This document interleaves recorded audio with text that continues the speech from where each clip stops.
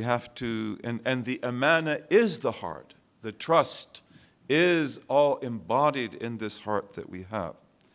Therefore, we have to protect the heart, and we have to purify it, and we have to cultivate it. And getting knowledge is one of the basic ways that you cultivate it. Knowledge, like learning how to pray and how to fast, learning the family law, all these things that you're learning here, this is food for the heart. Knowledge is the basic food for the heart. It has to know what is what. It has to know what is right.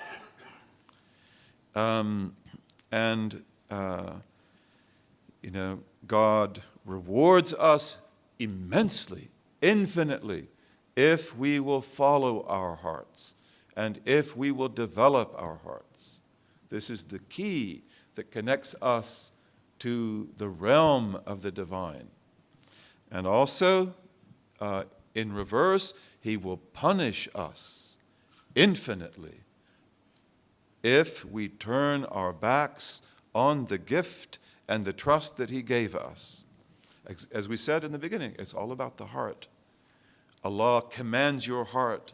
Allah reprimands your heart. We act through the heart, right? So this great trust, if we fulfill it, we have the greatest of rewards. And if we turn our backs on it, then we have in store for us a reckoning, unless God is merciful. If we are willfully and insistently bent on breaking the trust and not listening to the heart, and in fact, many people can't do that. It's too difficult for them. We'll see part of the dynamics of why that's the case. Many people, they don't want access to their hearts anymore because it indicates that everything they've done is misconstrued or misguided. It's too painful. So they have different techniques that they use to cover over the heart so that it doesn't bother them. It doesn't get in the way of the project of their life. Okay, when we impound our hearts, we put them under lock and key. We don't listen to them. We hide them away, and we do not realize that treasure that we have, and we're not interested in it. Then that entails great punishment.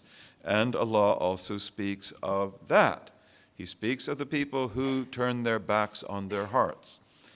لَهُمْ قُلُوبٌ لَا يَفْقَهُونَ بِهَا وَلَهُمْ أَعْيُنٌ لَا يُبْصِرُونَ بِهَا. This is in Al-A'raf, Surah number 7, 179. They, speaking of the godless, they have hearts, just like you and me, but they don't understand by them. They don't use them to understand. And the word fiqh, which in our tradition will come to be applied to Islamic law, but originally it's applied to all understanding, especially understanding of God and Aqidah, but fiqh is profound understanding. Understanding that grows and grows and grows. And that's what your heart is for. It is to become deeper and deeper and deeper. They have hearts too, but they don't use them to understand. They don't use them to delve into mysteries. They don't use them to even understand the purpose of life. وَلَهُمْ أَعْيُنٌ لَا يُبْصِرُونَهَا and يُبْصِرُونَ بِهَا, and they have eyes, but they don't use them to see. Yes, they can see the table that you and I can see. They can see the sun. They can see the things in life, but they don't understand what they see. So therefore they don't really see. Because sight, which is among the greatest gifts, is a gift that is supposed to go to the heart and illuminate it with insight. Sight leads to insight, but they don't use that. And then it says, فَإِنَّهَا لَا, then Allah says, Azza wa Jal, فَإِنَّهَا لَا تَعْمَى الْأَبْصَارِ وَلَكِنْ تَعْمَى الْقُلُوبُ الَّتِي فِي الصُّدُورِ. This is in Surah Al-Hajj, number 22, verse 46. And Allah says, it is not the eyes that go blind, although they certainly do. May Allah protect our eyes. What a beautiful gift. But it is not the eyes that truly go blind, but it is the hearts that are in our chest. They go blind. They fail to work anymore. And then he says, Azza wa Jal, خَتَمَ اللَّهُ عَلَى قُلُوبِهِمْ وعلى سمعهم وعلى أبصارهم غشاوة وَلَهُمْ عَذَابٌ عَظِيمٌ. In Al-Baqarah, verse number 7, God placed a seal on their hearts so that nothing can get in. They can't understand with it. Again, they abused the heart. They turned away from it. They covered it over, and then, as a prelude to punishment, God then covers it over. You don't want to see your heart. You don't want to relate to your heart, then I will cut you off from it. But it'll still be there so that you can be judged by it. So he puts a seal over their hearts and over their hearing. It's an amazing thing. You know, you have your beautiful professors here, your beautiful teachers. And Shaykh Hamza is among the very best of the best. And we have an obligation to pray for him day and night, that Allah protect him and give him long life and give him great health. He's a great gift to this ummah. You know, so you have these great teachers. They're great teachers. This is a, mashallah, special generation. And it indicates, inshallah, great good that is to come. Okay? But you have the ability to hear their words and to understand them. Okay? Many people can hear the words, and if they know the English or the Arabic language, they could write them down just as they heard them, but they don't understand what they mean. They don't see how profound they are. Okay, so hearing also has different levels, and the greatest hearing is the hearing that goes right into the heart and enables us to perceive the truth. And then over their eyes he has put a veil. So they see all the miraculous signs of the heavens and the earth, and they get nothing out of it at all. We ask Allah to protect us from that condition. Among the most important qualities of the heart, therefore, we're talking about what the heart is all about, is exactly what is referred to here directly and indirectly, and that is to get knowledge. This is what the heart loves. The heart wants knowledge.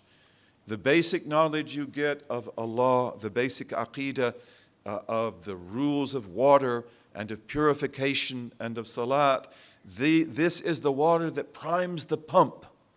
This is the water that brings the heart to life. And it uses this physical water so that it can be washed by the water of the unseen. So the heart loves to understand. And children who have hearts, and they like to learn, don't they? They want to know about colors, they want to know about numbers, they want to know about birds, they want to know about all kinds of things. They love stories. And they don't get bored usually. Okay, that's because their hearts are alive.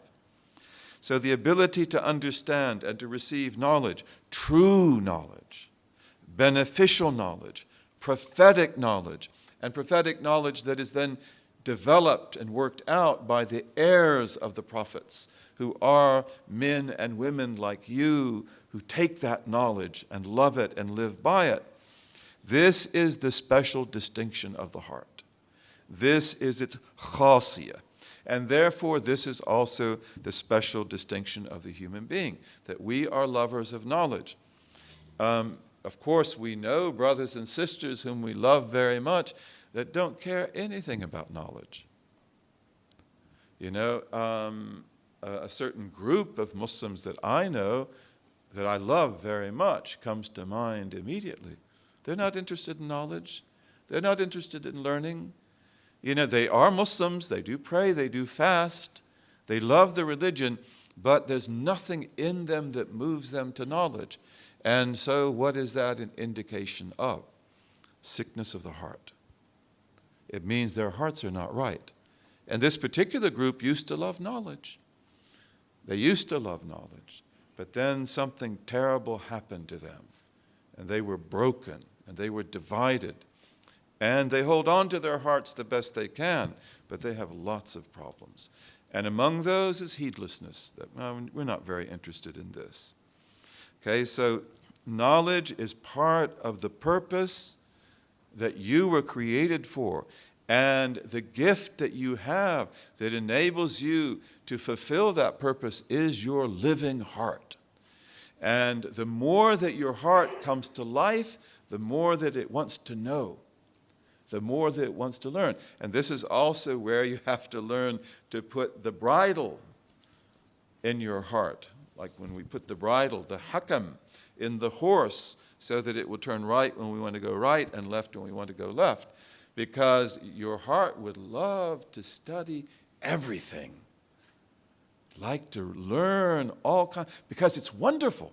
And it finds wonders in that, but then you don't have much time here in this world. And so therefore, it's important for us to say that, well, maybe we'll do that in the garden. But here in this world, let's focus on something else that is more important. But this is the disposition of the sound heart. It loves knowledge. It wants knowledge. It cultivates knowledge. And the way that our great scholars, men and women, have cultivated knowledge in the history of Islam is more spectacular than the most beautiful mosque that Sinan ever built. Okay? We made our knowledge into architectures of words that are absolutely profound. Okay? So the purer your heart, the purer the knowledge that you get. The stronger your heart, the stronger its desire to get knowledge. And so therefore, signs are very important. And you can know something about the status of your heart by looking at your attitude towards knowledge. And like, how easily do you get bored? Because there are men and women who never get bored. Never. They love knowledge. Ibn Rushd al-Hafid, may Allah have mercy on him, spent every day of his life studying for hours and writing. He was a great human being and a great mind. Only the day that he got married did he take off time. And then he went back and studied again. His wife probably wasn't very happy. Okay, so this is what Allah created for us for.